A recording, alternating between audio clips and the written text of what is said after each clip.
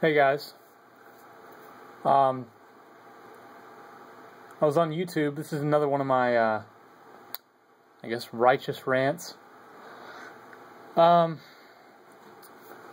on YouTube's homepage, just looking at, all the supposedly things that are news.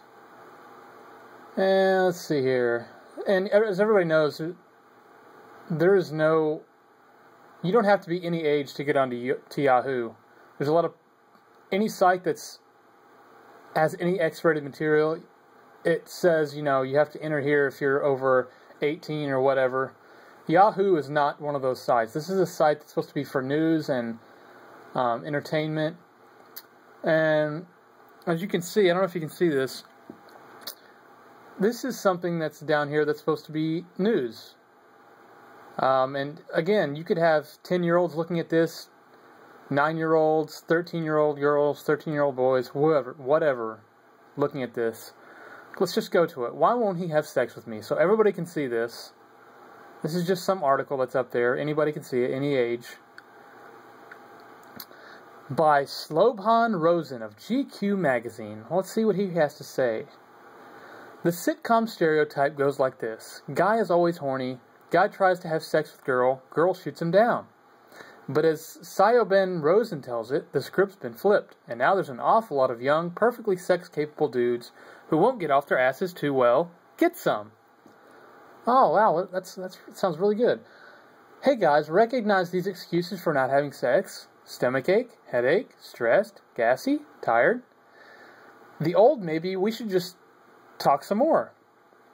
I do, because I've been hearing them from men, aka the supposedly sex-obsessed sex far too much. I don't even understand that. These days, more than you'd think, guys are begging off the one thing we women are expecting you to beg for. I want to explain something to all the people who aren't born-again Christians and they just can't wrap their head around why the world is so messed up. First of all, ever since prayer was taken out of school, I mean, it's been like a 500% increase in everything going wrong with this country.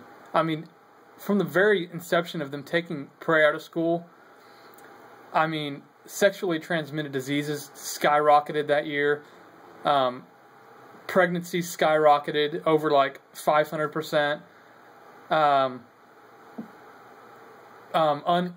People having sex before marriage and living together, that skyrocketed. Divorces skyrocketed. People are wondering why it's so hard to find someone to marry and why marriages last like 1 or 2 years. It's because marriage is based on biblical marriage. The modern day marriage is not what biblical and what God meant marriage to be.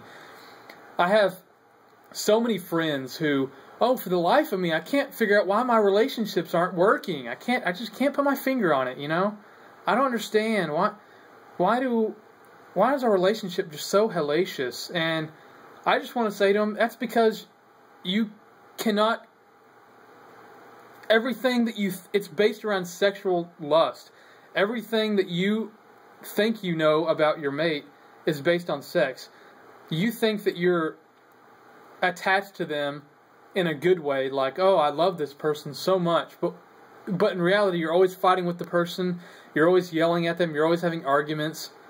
The reason you think you're so attached to them and that you love them is because love is not what it used to be, and a lot of people don't love their spouse like they're supposed to because they don't realize that the thing that they're attached to is sex.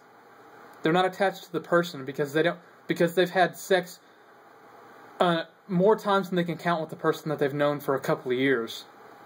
And God says that sex is a gift for people who are married, and that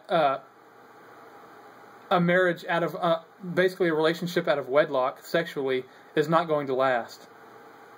And if it does, it's not going to be something that anybody's going to enjoy. And yet this is the kind of garbage that's in Hollywood and music and all this crap. People cannot figure out why is it so hard to just find a good person? Well, because the girls are dressing as skanky as they possibly can, and because they think that's the only thing guys care about. And in most cases, yeah, that is. The modern day guy, that's all they care about. And the guys are just as much to blame. It's equal.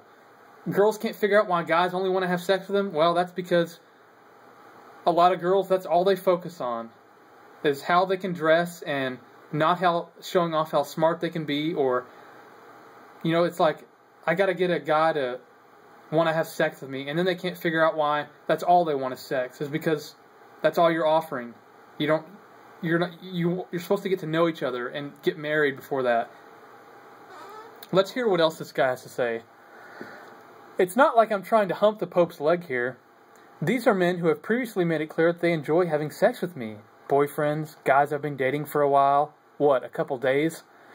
Men with who I regularly bump nethers.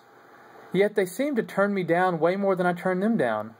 Or to frame it positively, I want to have sex more than they do. I don't expect Laundry Sunday to unfold like some basic instinct, but getting laid 4 or 5 times a week, that would be nice. So here you have this expert that they've got on relationships telling you that, hey, I just want to get laid 5 or 6 times a week. That would be really nice. And I'm not married, so that's, you know, it's just freaking ridiculous, to be honest. And I love my family.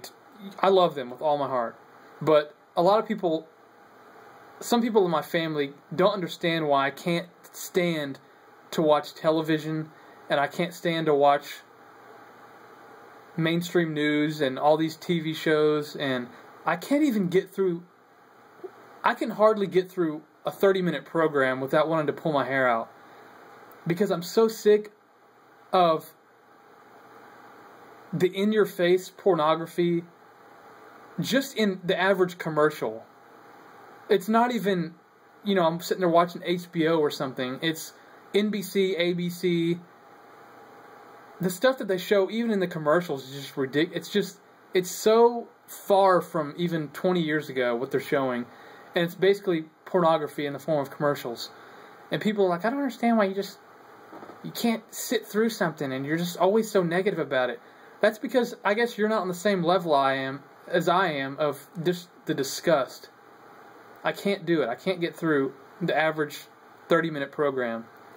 And then you've got crap like this, where this person's out there misleading some teenage. Right now, there's some girl who's just came home from school, and she's going to get on the internet, and she sees that pops out, sex.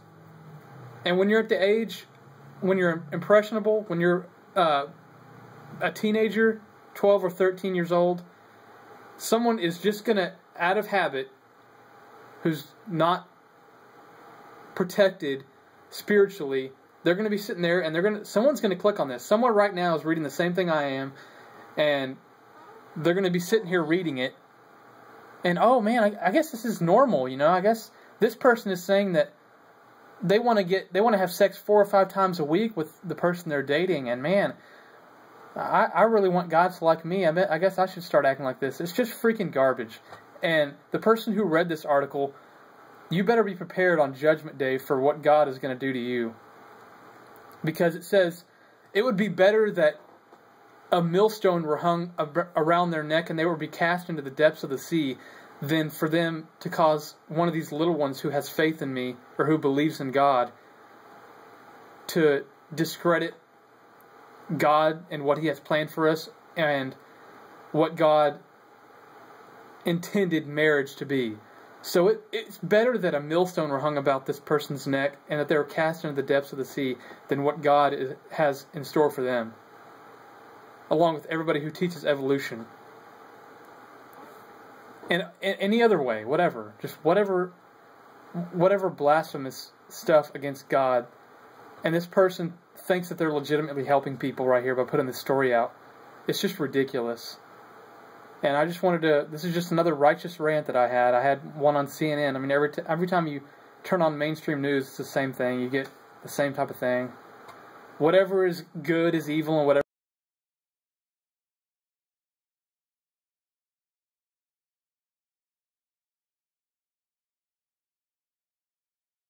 this country and this world is about to be judged, and God can't look upon sin any longer. He's had 6,000 years of allowing this to go on, and it's about to get... A lot of people are going to be humbled. And that's not a bad thing. A lot of Christians think that, well, why are you praying for our country to be judged? Because it says it in the Bible. Is it better that God is gracious enough to let them go through their whole life without having some kind of wake-up call? And that maybe they might get humbled and see that there is a God and actually get saved from hell? Or would you rather God tangle them above hell for maybe a couple seconds to see what they're really into and then maybe wake them up? Or do you just want God to be gracious forever and allow them never to be woken up? It says we're supposed to pray, Psalm 64, prayer for, I believe it's Psalm 64, prayer for judgment on the wicked. If there was a law that was passed and it was completely unrighteous, completely destructive to God and what His plan is for everybody, like some of these gay marriage laws, how many people do you think would wake up and come to Jesus if somebody signed another law saying gay marriage is okay, and immediately that town was struck with an earthquake? Do you think that maybe some people would see that as a sign from God, and maybe that some good would come out of that? God is going to judge the world. It's just a matter of time. And this is just a lot of people who are unbelievers watching this right now. If you're watching, you're like, oh my goodness, what a psycho this person is. Well, you believe what you want to believe, and the world belief that there is no God, and they're wondering why is all this crap happening? Why are all these shootings happening? Why are all these disasters happening? If you can't put two and two together, then there really is not really much hope for you, because you don't want to believe in God, yet you're wondering why the world's going to hell. Well, hey, you get what you want, right? Be careful what you ask for. You don't want to believe in a God, then when all this calamity starts striking the world, and trust me, we haven't seen anything. When all this calamity starts coming against the world, you're going to be praying to God and wondering, why are you doing this? Well, because He tried to warn you, and you mocked the Christians. You sent out hateful comments to Christians. You had pleasure in unrighteousness. So, anyway, guys, this is stuff we should be praying against. Because right now, there's someone out there who's reading this, who's got an impressionable young mind, and they're reading this thinking that, I guess this is mainstream, why nobody likes me, and why my relationship isn't going well, because I need to have sex more. That's clearly what this person's saying. I can't believe that this person gets paid for this garbage. It's sickening, really. This is literally, and I don't mean this in any disrespect, this is a slut, and pardon my language, God, but this is a slut who is getting paid for somebody to read this. This is it says in the last days that people will parade their ungodly desires and their ungodly beliefs. They'll just parade them around in celebration. And that's what you see in San Francisco and New Orleans. They're just parading around their disgusting desires and their ungodly things, saying, look how ungodly we are. And this is the same thing. She's wondering why perfectly sex-capable people can't get off their asses and go have sex. Well, I got news for you, Miss C.O. Bon Rosen.